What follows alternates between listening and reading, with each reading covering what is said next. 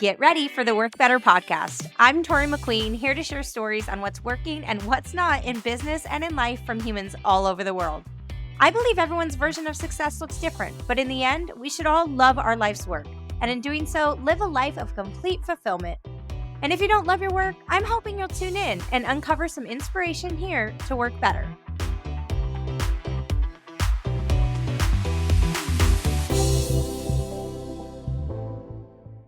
Welcome back, my friends.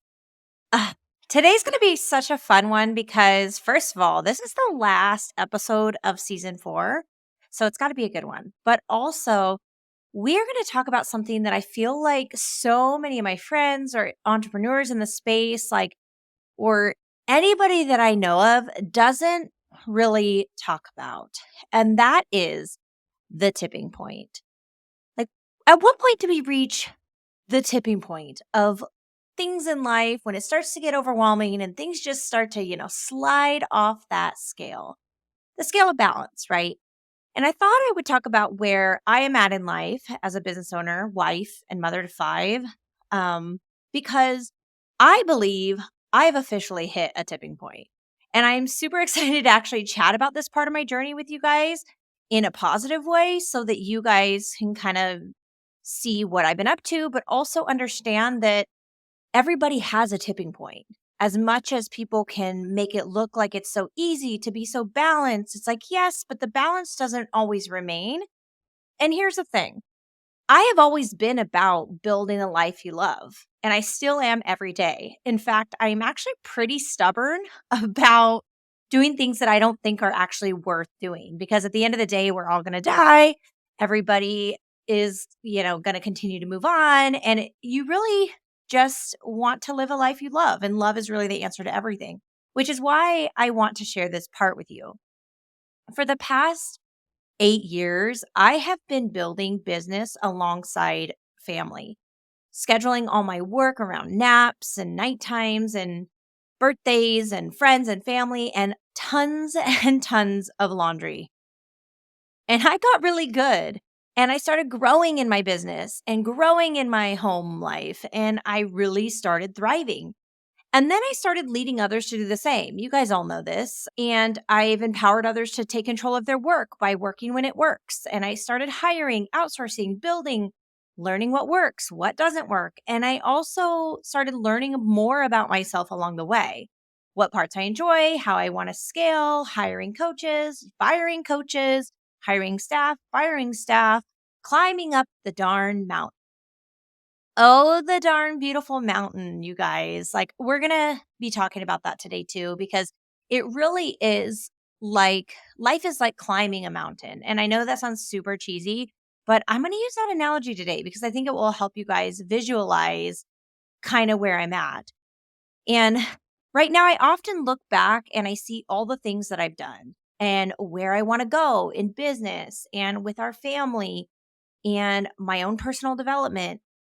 And I continue to take on new battles and try new things along the way, like coaching agents, helping others start their own businesses, helping businesses work better, working in corporate to help them and their bottom line, and creating a podcast to share stories with the world, right? So I've done quite a bit of growth in the past several years. And with that, guys, guess what? This very month, August 2024, my oldest son turned 12. And that marks 12 years of motherhood as well. And man, I know this is cliche, but time really, really, really does fly. And the days are long and the years are short. And I'm really starting to feel that. And nearly 9 years of that has been spent either pregnant or breastfeeding. 9 years of that. In those years, my family has bought, flipped, rented, and sold real estate and moved 9 different times, lived in 3 different states.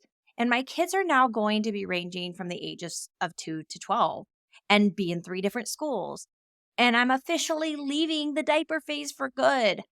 I have mom friends with each of my different children's moms and parents and begin all the extracurriculars with all of the older kids while still maintaining and bettering relationships with best friends, family, my husband, and my sisters. We've gotten my husband out of police work and had the most family time that we've had in a long time and exactly what we had been craving. We've created a nonprofit organization to pour into the community in ways that we wanted to pour into, which is funny because it didn't turn out exactly how we expected. We've also volunteered in several organizations, traveled aplenty, and my little garden, you guys, is actually harvesting and blooming all the things, which for those of you who know me know that that is a hard thing in itself for myself because I'm so busy all the time. But that has been amazing. And having 5 kids and all the daily decisions and unknowns with schools and activities and friends and what's happening in the world and parenting each of them differently while still maintaining solid friendships locally. And what about keeping up with all the online friends that I've made? And it's just a lot, you guys. And it's very overwhelming, all the goodness that life can bring. And this is where I start to feel the scales suddenly start to tip with all the variables being thrown at it. And lately, as I sit on the phone with my coach, we've realized I'm doing it. And I think I've said this before. I am living a freaking fulfilling life. Like I've climbed the top of the mountain. This is what success looks like. This is the top of the mountain. And in the past year, I've actually, learned to sit down and enjoy the top of the mountain, gaze out at the view, enjoy the pink skies, all sweaty, fulfilled, and fully soaking up the hike that I just did to get here, and enjoy the sunset as it's about to set. Like it took practice to sit at the top of the mountain and enjoy the top of the mountain, right? Because my life is so beautiful. And what my husband and I have built is so beautiful. And in this past year, I've actually felt full of gratitude as I sat and enjoyed and soaked up until the sun fully set down. And I go through this analogy because I think it's easy for people to envision this, like going on the hike, getting to the top. And then what do you do at the top? Like, do you, just turn right back around and go down or what? And I really got to sit there and enjoy. But now imagine this.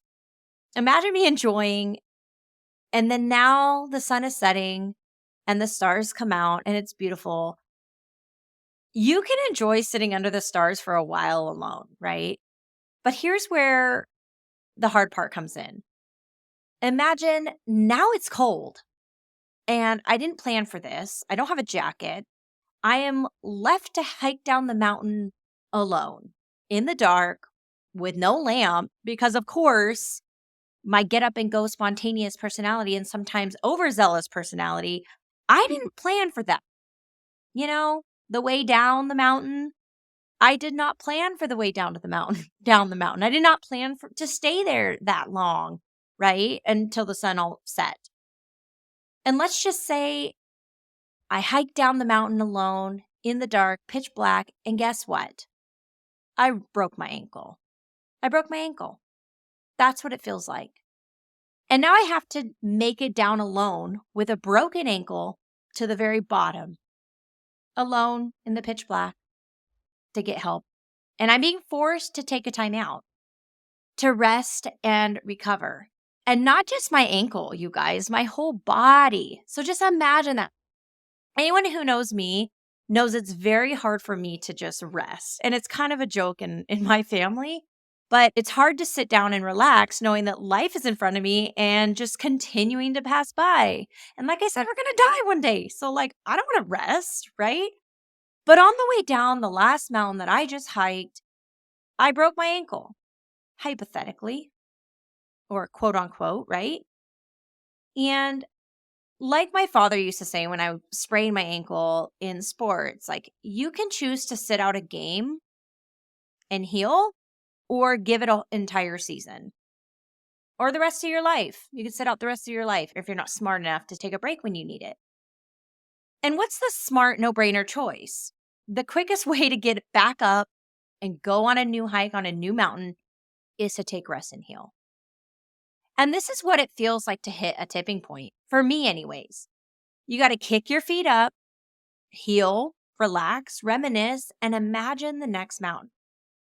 And you guys, I hit a tipping point. I don't know if it was like having my fifth child, right? And her being so charismatic and wild, which I absolutely love her spirit. But the weight of the five young kids, business and life, growing at a rapid pace, and the ball is just rolling, right? Imagine the scale of life with all the rocks piled up slowly starts tipping over to my personal side and dumping it all off the scale to balance again. That's how I feel. And they say balance is a myth, and I tend to feel it's not a myth. I believe there can be balance, in which my definitive balance is actually peace, right? Like that's mine.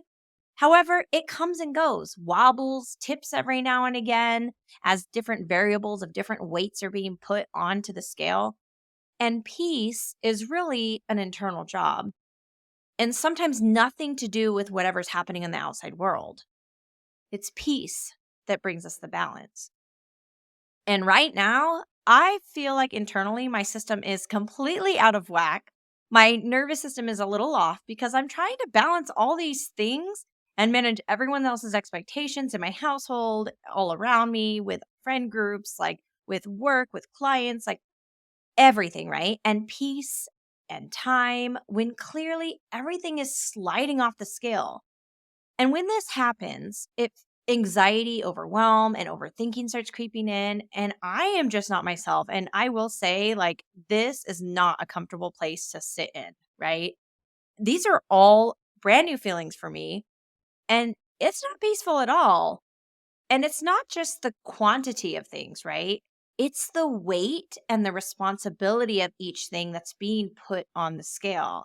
It's a heavy attempt to balance, right? So it's not just, continuing to stack, stack, stack, stack, stack. Kids are getting older, business is growing, more is on the line. You've hired more people, you have way more friends, like all of the things are just more heavy. And we're just going to tip that scale because we're at a tipping point. Everything's sliding on down, right? So back to the mountain analogy. When you've hit the top of the mountain and now you have to climb back down, if you don't do it slow and steady, you can really hurt yourself. And if it's pitch black and you didn't prepare and you're all alone, you may start to see things and get nervous and you begin to panic and have crazy thoughts. Perhaps you see things that aren't even really there in the dark, too. And again, I feel like I broke my ankle on the way down. So that's where I'm at. And thank you for letting me be open to tell you all this because I think it's important for you to know. And it's important for me to acknowledge. When you break your ankle, you have no choice but to surrender, cry, laugh at yourself, and toss your hands up and force to tip the scale. You got to give in because what do? Now, for me personally, I feel called to rest. Like focus on my own internal expectations, evaluate what I've learned, find peace in the rest to relax, quiet the mind, and just heal the ankle. So, this, my friends, is hitting the tipping point. It's time for me to clear, reset the scale, balance my nervous system, and gear up for the next big mountain.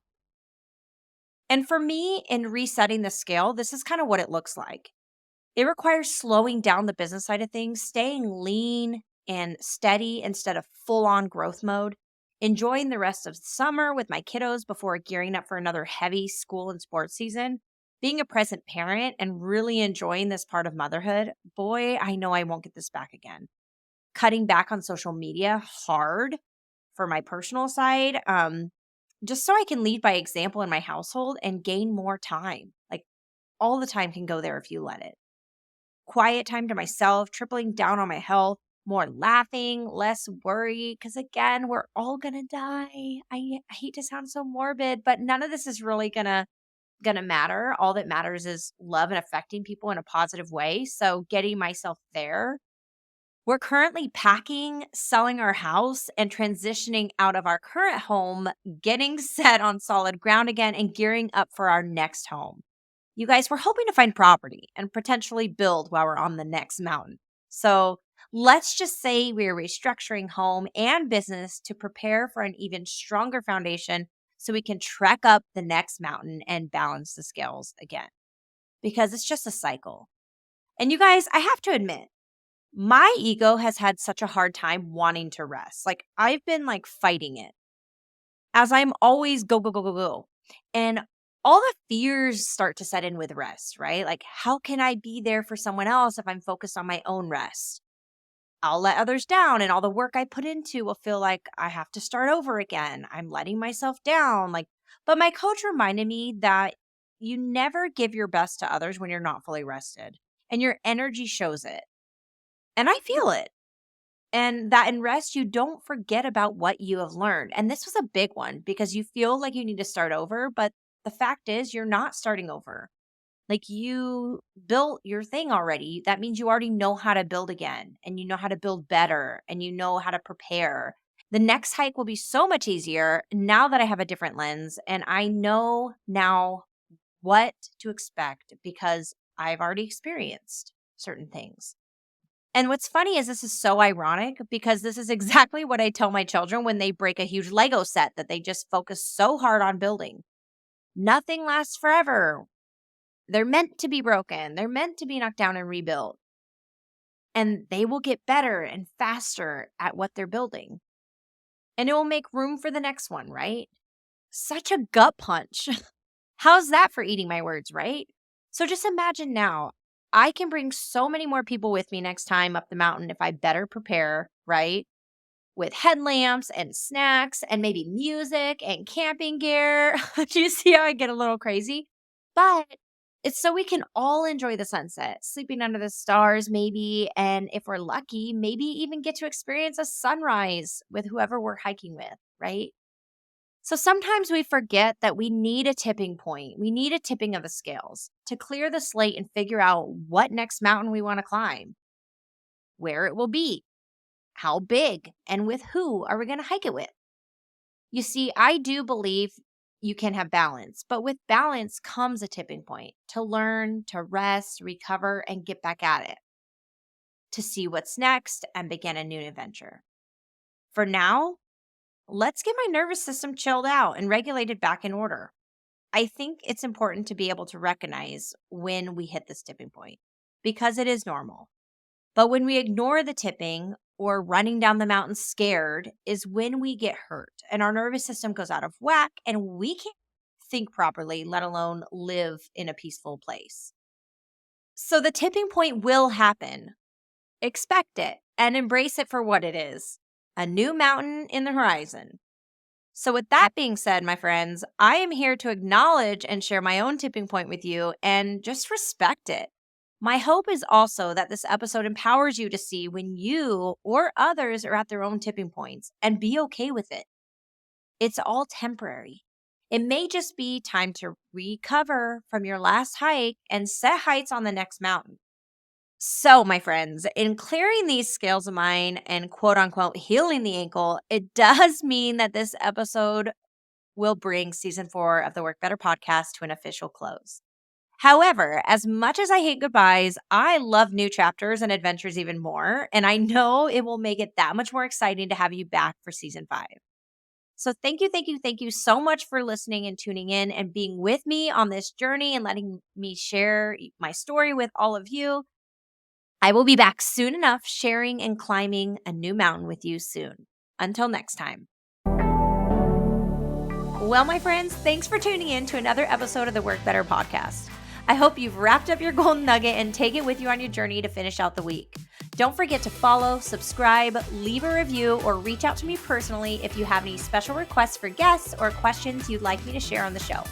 In the meantime, I'll be over here rooting for you. Until next time.